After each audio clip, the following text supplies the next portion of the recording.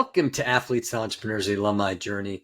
I'm Rob Finkelstein, founder and CEO of Alumni Direct, where we've created a platform to help athletes and other alumni network and connect with each other and tap into various resources in finance and health and career services.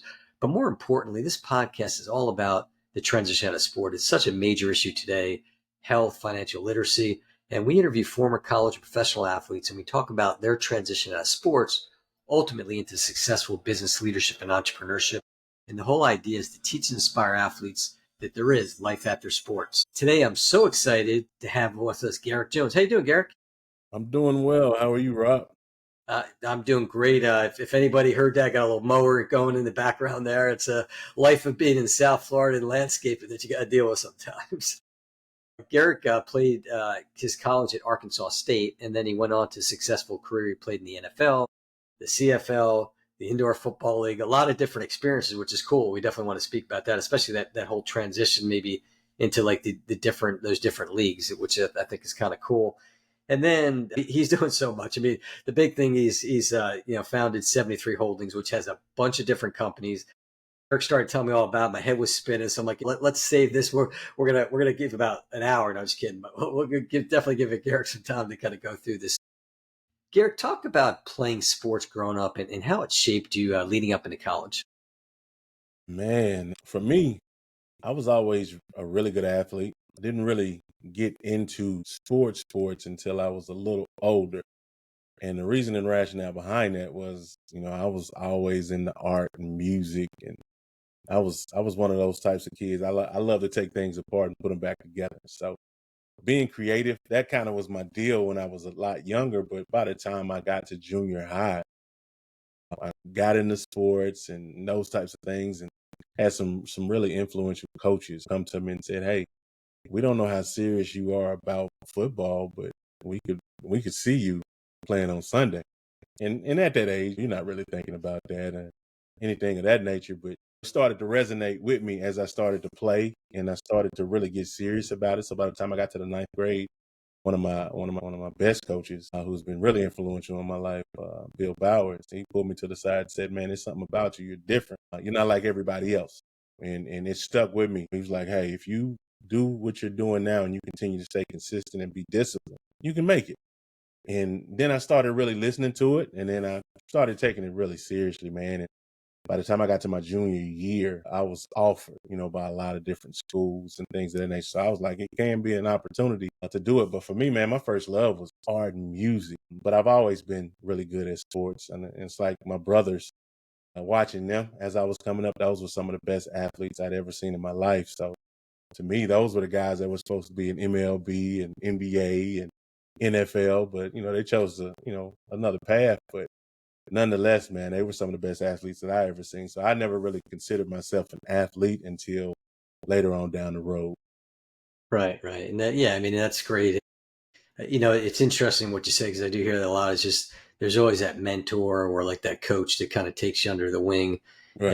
and makes a difference in your life. And I think all athletes should definitely look at that and appreciate that, because I mean that certainly helps.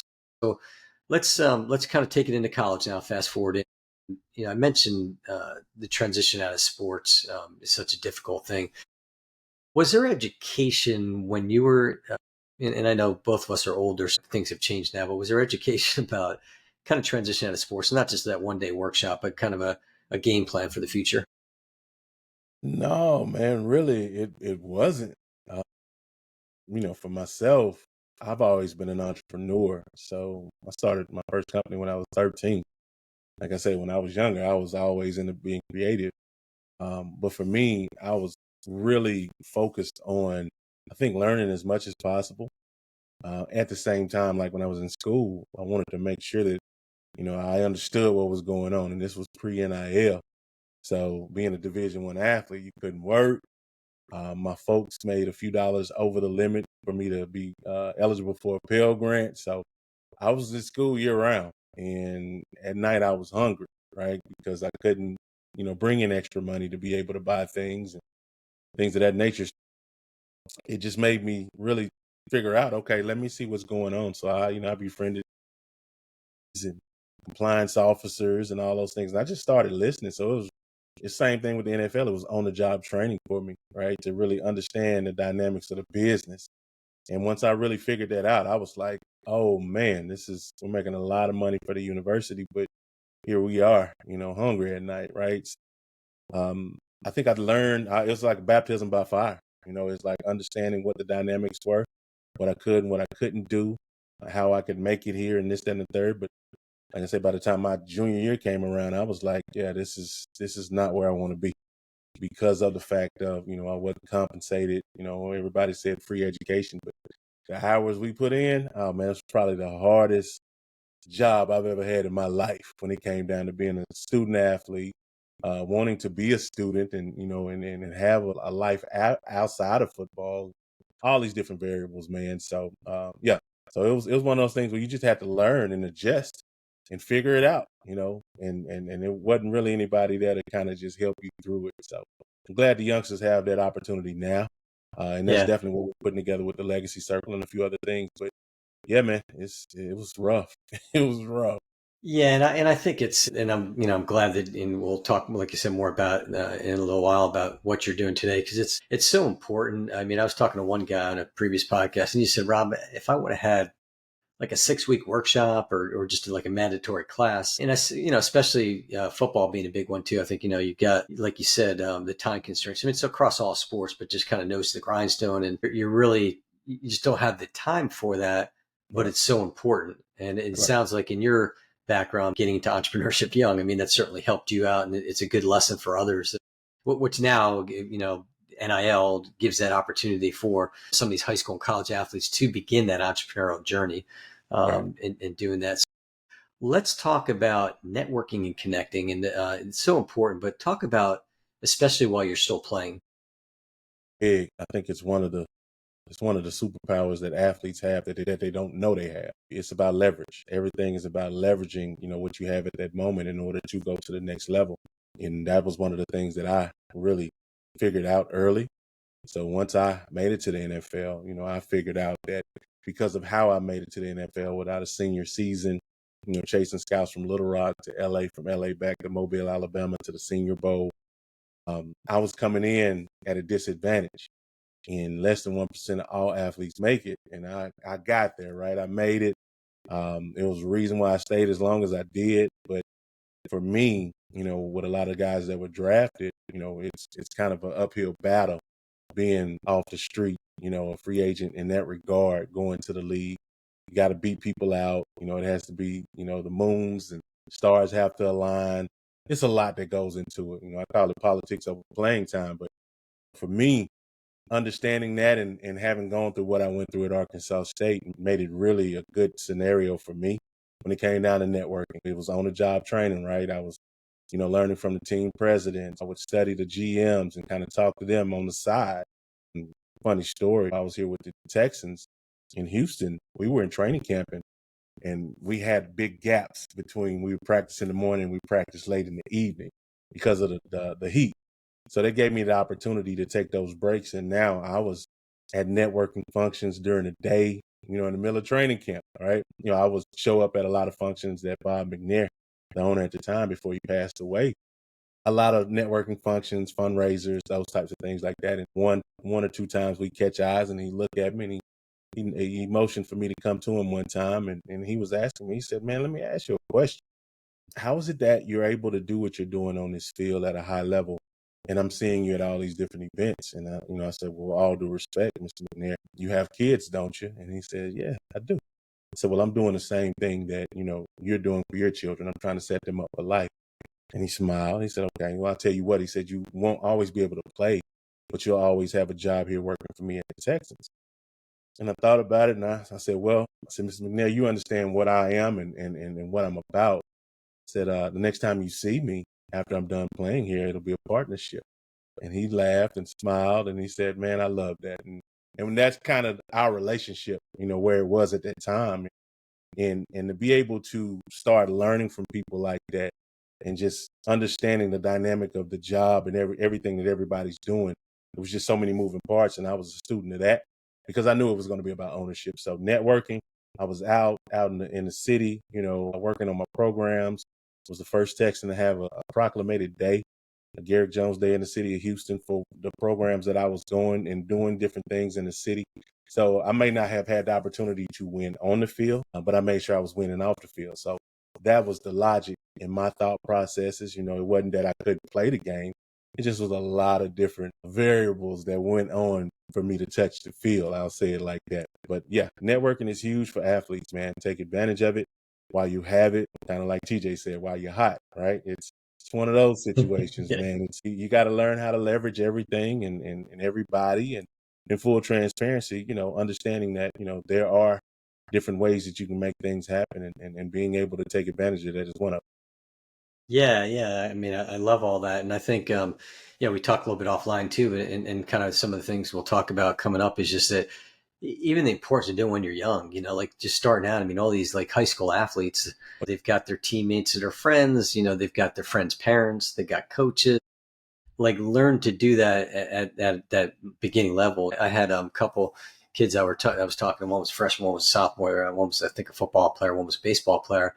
And they said, Rob, we just never really learned networking. They're still young, Yeah. freshman in college, Oh, yeah. sophomore, but I Oh, yeah. just, it's never too early. But Yeah. they just impressed upon that part that, hey, I should take advantage of that. And like I've talked to agents, I probably told you this too, Garrick, and they say the biggest failure of some of these players is they don't do it while they're playing. And so while they're playing, they're relevant. So all of a sudden they get done, they kind of expect that they're going to land this big job, sales job, whatever it might be. And they haven't put the time and effort into the relationships. And so it's so important to do that. Yeah, that's huge, man. Relationships. I always say resource and relationships are probably your most important thing. I deal with a lot of athletes now that are in college, and these are guys that, just look up to me as somebody that, helped them in the past or trained them, or, those types of things, more like a mentor than anything else. And those are things that I tell them. So I'm like, hey, you got to get out and network and be in the right rooms, and not only ask the right questions, but say the right things. It's about the value add. How can you add value to them before you have your hand out? And a lot of people are starting to get it, but that's a process in itself. But it's a part of it. 100%. I tell it all the time. It's just, you have to go in. To me, it's always about how can I help you, kind of like paying Absolutely. it forward type thing. Right, right, right. And you never know. Like, I mean, somebody like, I bring this up on each podcast, but there might be somebody out there that you're like, why, how can I help them? They've got the world. Maybe they're like a multimillionaire. They're leaders Right, of companies. You just right. never know. Maybe they got their kids need help or something like that. You don't know. So you Exactly. kind of foster that mentality. Yeah, there you go. Yeah. So, one thing, talking about networking, connecting too, this has been kind of an interesting dynamic for me, but in talking to athletes from different sports, it seems it's kind of siloed in like, you've got the football players, especially, when you get to that higher level like yourself in NFL, they're interacting with other football players and not necessarily the different athletes from across the different sports, other than it seems like at the star level. I mean, you always tune into a basketball game, you got the major league guy, the NFL guy, the NBA guy, whatever, but you don't necessarily see that. Is that something that you see changing at all? Is that, some of the different things you're doing? Are you encouraging that, kind of utilizing that athlete skill set, the DNA, to go across all sports and not just be limited to the sport that you're in? Yeah, no, I think that, that has to happen. And that's a part of the leveraging component that I spoke of earlier. Once the athletes are exposed to it and how to do it, now it's time to educate them on it. And that's a lot of what we're doing, in the legacy circle space, where we're creating that safe space for the athletes to learn these things from a mentor-mentee type of environment, where now, you may have somebody that's in the NIL space, and you bring them to, these summits and these conferences, and where they're around family office and high net worth individuals and institutional capital. And they get a chance to kind of see what that looks like. For me, I went my entire career, even though I was in some rooms, I wasn't in the room, if that makes any sense. And by the time I got done, I had to go the long way again. And I really wasn't exposed to, exactly what family offices were until I was like 36, 37. So I was well out of my career. But once I got there, I was like, okay, this is where I should have been a lot earlier. Definitely in college if I could have, but I didn't know, right? You don't know what you don't know. But now we get a chance to help them and expose them to that now a lot earlier. as opposed to in the NIL space where somebody just cuts you a check and, that's pretty much it. No, it has to be deeper than that. It has to be an opportunity for them to learn. And by the time they're done with college, we want them to be structured as family offices and knowing exactly what diversified portfolios are, having ownership in teams and leagues and all these different things because, NIL is going to help that in reference to them getting into those spaces a lot earlier. So, yeah, no, that's kind of the deal, man. Just that exposure to it and just put them in a position where they can cross-pollinate sports and be able to have fans in all different genres. So, yeah, if we would have had these types of environments early, man, who knows where we would be at this particular point, but we got the opportunity now to do that. Yeah, which is it goes in, it's never too late, which is great that you're doing that because I think I probably told you I do like a networking event each month with for my podcast guests, and it's just Right. interesting to see the dynamic of these athletes coming together, whether they were a football player, wrestler, swimmer, snowboarder. They Mhm. all have that common skill set, DNA, as I always say, Yeah. and they work together. Like it's cool to see them roll up the sleeves and how can we do business and help leverage our affinity to sports as an Right. athlete to Right. helping each other out, which is really Right. cool. Absolutely. Yeah. So let's talk about alumni engagement. So when you were at Arkansas State, were they bringing back athletes? And I'm not just talking about the homecoming game or like the golf tournaments, but like athletes coming back to mentor and be involved in the program. You had a few guys that came back, right? And I think when I was there, I think we were the foundational group because we brought in a new head coach, Joe Hollis. He was just coming off a Rose Bowl win with Ohio State. We had Mike Tomlin there as the receivers coach, Randy Finkner, and all these guys, Greg Stadrawa. We had a really good coaching staff, right? And a lot of these guys have gone off to do some major things. But I think because we were the foundational piece, they were trying to figure that out. I think it's gotten a lot better, of course, your homecoming situations and those types of things. And I just had a really good conversation, to this point with alumni relations with Kellen Blanchett, one of my former teammates' son is now in a position where he's trying to figure out how to bring the old heads back and really make them feel like, they're still a part of the organization, which that's always a challenge, right? When guys are done, they have their families, they have things going on, to be able to get them back. So we've been looking at a few options, few different things that we can kind of do in the city. I know for us, this is the first year that Arkansas State will play the University of Arkansas in state, right? We never played them. Wow. So that'll be going on in Little Rock. And, you have all these other states that have the state and state college rivalries, the in-state Yeah. rivalries, and we never had that, right? So this will be the first. So now we're kind of looking at opportunities to bring guys back to those games, or that game rather, and then a few other things during the season. So it's just about finding that, I think, that right mixture Yeah. of being able to bridge that gap, because I think there's a little bit of a disconnect of guys when they're done and retired, or they're done with school and they move over to the alumni space than the guys that are still active, right? So it's about finding that balance, man. But I think that it'll get better. It's just about innovation and what you're thinking about and how you're thinking about going about doing it. But it takes more than just a letter every Yeah. quarter that we want to see it. It takes some time, preparation, and it takes some intention. And I Right. think a lot of schools are headed in the right direction, especially Arkansas State. Yeah, it's great because I think it's so important. And like you said, I mean, it's got to be a two-way street. Obviously, the athlete wants to come back, but I guess some of it too. I think administrations change, new athletic directors come in, new Hmm. coaches, but it's Hmm. still the same school, and it'd be Hmm. great to see more interaction of bringing the alumni back in that value and the Right. mentoring role, and whether it's hiring like student athletes or fellow alumni. Hmm. Because a lot of times we talk about too, and you can attest to it. Is just even with the transition out of sport, is if they're fortunate to play professional like you did, it's going Right. to end at some point. And so, like, Yeah. it'd be nice to be able to tap back into Yeah. that alumni at your school to be able to have the resources to help. Man, absolutely. I'm in 100% agreement. You're seeing a lot of athletes that are coming back to their schools in the general manager role, the roles where they're, salary cap and those types of things that played in these leagues and have been successful, kind of like G-Roy Simon in Maryland. G-Roy is a good friend of mine. Had the opportunity to play against him in Canada, all those different things, right?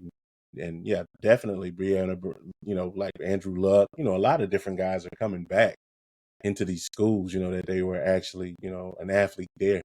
And I will put my name in the hat, for a general manager position with Arkansas State, or any way that I can help bring that thing to where it needs to be. So those are the things that we want to be a part of. We want to be able to share the experiences that we've had, and help the next generation, the next crop, each and every time that they're hitting the field, or being out in the cities, teaching them how to network, teaching them all those different things that where they can just focus on the game, and you're not really focused on the aspects of family life and Right. how bills are getting paid. You want to be able to help them, and that's what we're here for. Yeah, no, that's awesome. So let's talk about, I got my fun questions that you probably, if you listened or watched, you saw them coming up. So he's prepared. He's ready to go. I have a feeling he would have done. So what advice, 10 words or less, would you give to freshman Garrick in college? I tell them to keep going. Simple as that. Keep going, and in that, that's not second guessing yourself. It's kind of like on the football field. When it's kickoff or a punt, and you're a punt returner, you got one move and you got to go. Not a lot of dancing, no wasted motion. Once you pick a spot, you got to hit it, and you got to hit it with all your might. So keep going, because you're gonna be okay. Just keep going. That's good. And then fast forward to senior Garrick. Uh, I will definitely tell senior Garrett to keep going, because I was living in a car and chasing that dream during what would have been my senior year, right? Because I left after the junior year. Okay. But I would definitely tell that young man to keep going, because even though they're doubting you and they're telling you you'll never make it, you're gonna make it. You'll be okay. That's good. Good deal. I like Yeah. that. So let's now let's kind of get into the whole transition out of sport. So it's always unique when you talk to professional athletes like yourself, is that you kind of probably went through several transitions, especially maybe playing across some of the different leagues. But talk a little about transitioning from college into professional sports. Oh man, I think for me, it was eye opening, because it was a job. It was a job. Even though in college, that's a job. Don't let anybody tell you anything different. It's a lot of people say we play a kid's game, but it's a wonderful game, but a terrible business. Get that in your mind from day one. I understood once I got there, I was no longer the big fish on that small pond. I was a name, right? I had to come and earn it, in which I was prepared to do. But I think just the overall scope of the job, the politics that comes along with it, understanding the dynamic of the hierarchies and what's going on, that was a big adjustment for me. But I'm a quick study, so I figured it out really quick what it was like. Right, and a quick story for you. I ended up going, a high priority free agent to Jacksonville, to the Jags. Um, and got there, and I'm ready, and I'm going through it. I'm working my way up through OTAs.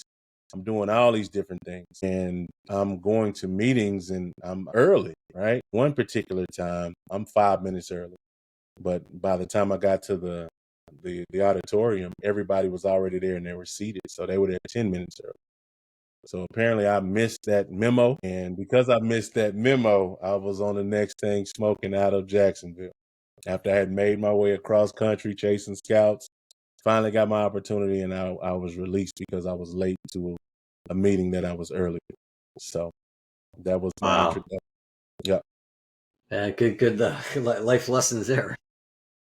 Yeah, and that's what I tell my youngsters. I'm like, listen, you always want to be early, and I went from 111 degrees to, I want to say, -1 with the wind blowing and it's raining sideways, to Manitoba, Canada, to play with the Winnipeg Blue Bombers in the CFL. So I went from one league to the next league in, I want to say, less than 3 days. So it was one of those That's deals. that's a culture shock. Yeah, it is. I mean, a bigger field, 12 men on the field, and you don't know anybody, and you're starting at left tackle the first game that you're there.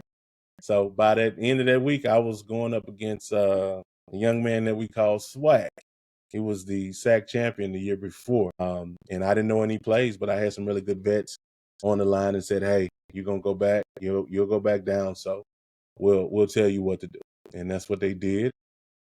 We made history, man. That's awesome. It's I was thinking about that. Yeah, that's got to be rough, and it's a good lesson there, I guess. Like you said, make sure you're on time, right? Yeah, man. or at least what should be on time, or Man, what you think. hey, Pay I'm pay telling you. attention to all memos, people out there for Yeah, sure. please pay attention. So, excuse me. So now, once you were done, so again, you played football your whole life, or at least starting, like you said, Yep. middle school, high school.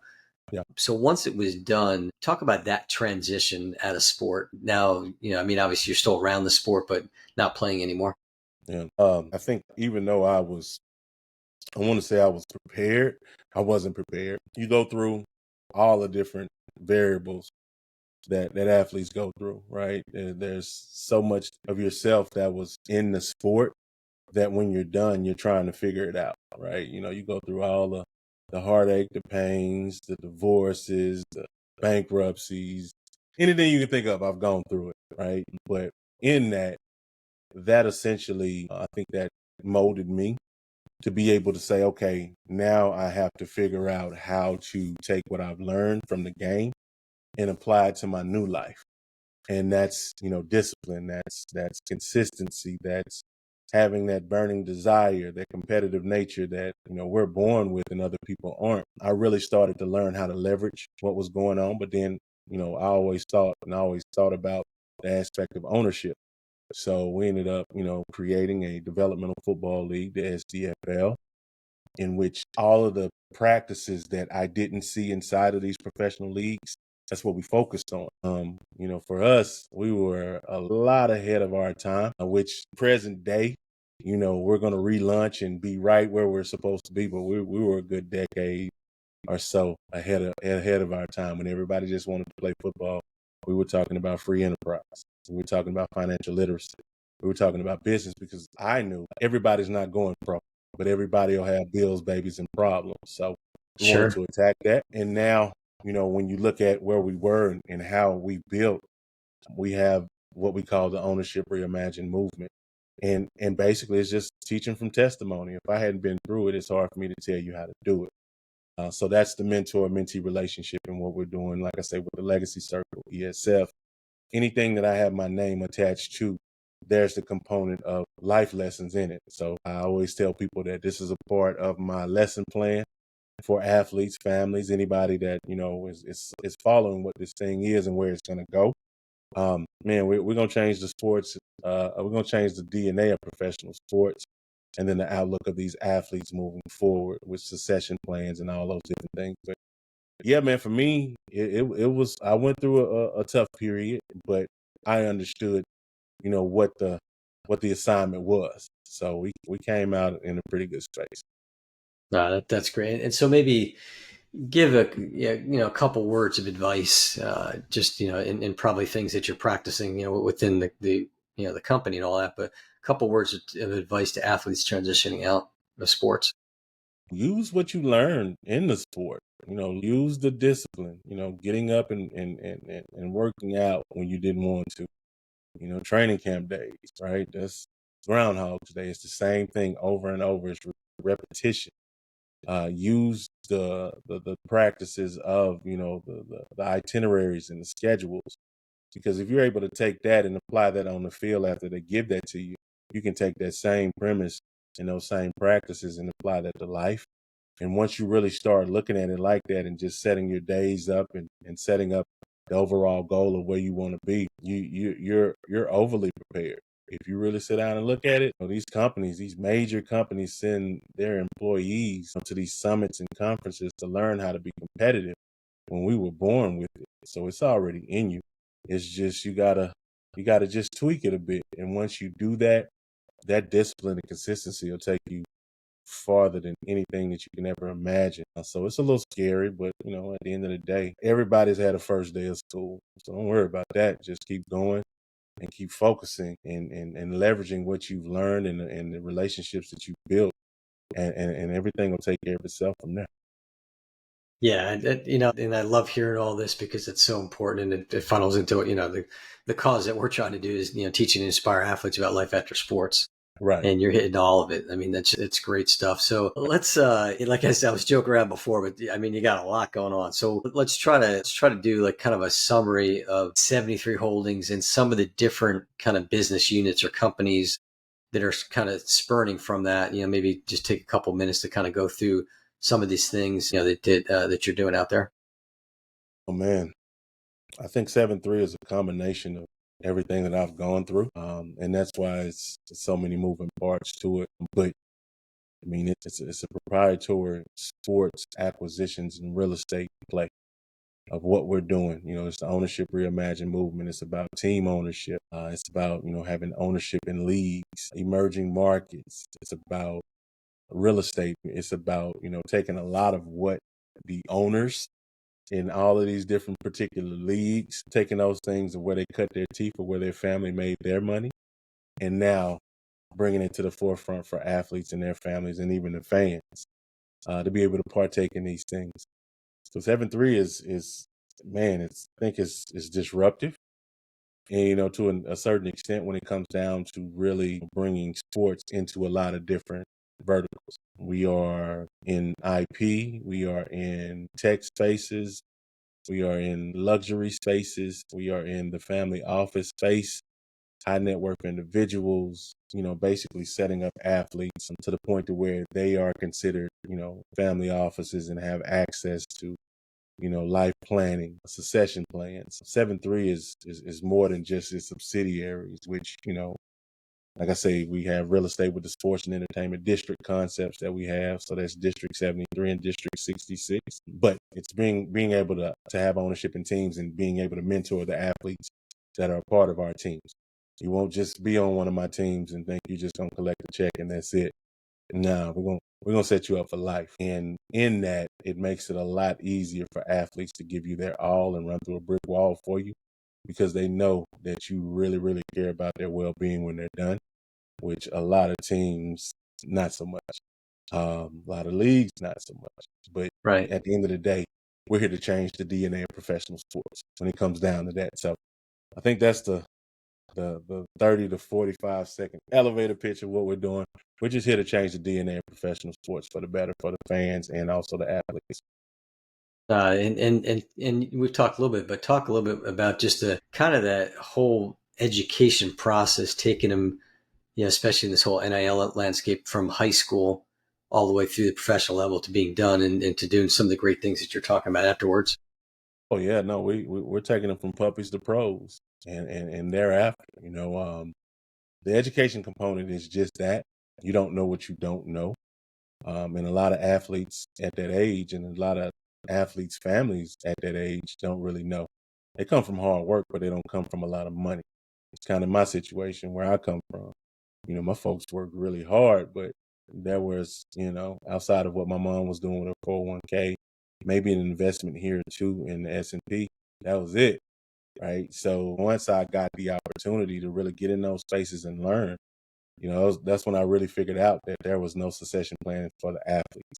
It was always the next man up, next woman up, whatever the deal may be. And I thought that was really unfair because you've been kind of pushed through a system. So when it comes down to the youngsters, in the NIL space, the ultimate goal is for them to learn diversification of investments, learn how to be able to take what they're making in NIL and like I say, invest that, but also be a part of investments that we have on the table, be a part of ownership groups, syndicates, all these different things, right? Them being GPs of their own private equity funds, all these things that you don't necessarily get into until you're, done, or that's what what your major degree or whatever the deal may be in college. We want to be able to have them structured as a multifamily office or a single family by the time they're done with their 4 or 5, maybe 6, 7 years of college now, to where now they have opportunities and have choices. And the only reason why you want to go pro is to prove to yourself that you are an elite athlete, not out of financial necessity.